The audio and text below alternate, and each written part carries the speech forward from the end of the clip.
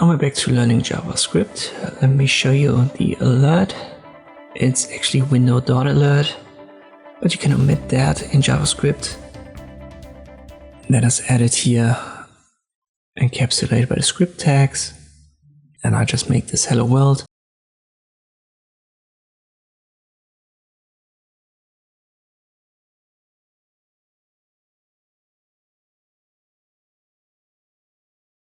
If I refresh the page, and I've made a typo here, it's obviously alert. Let me correct this. And now if I refresh the page, the alert message automatically is visible. So hello world is shown in this little box.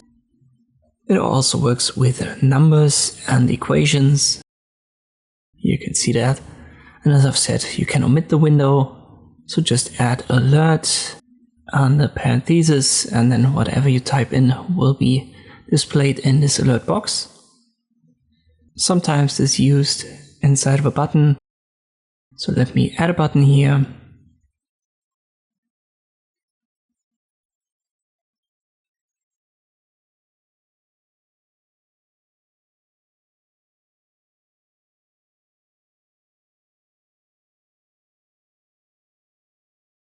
Here we have it. Now I add the type attribute with a value of button and then the on-click attribute. And here I add as a value the alert. I use single quotation marks and let me make that hello alert. And I've actually made the same typo again. So sorry about that. It's alert, A-L-E-R-T. And you can see it works now when we click on this button. And you could also add window.alert. It would still run. I hope this video was helpful. Thank you for watching and I'll see you next time.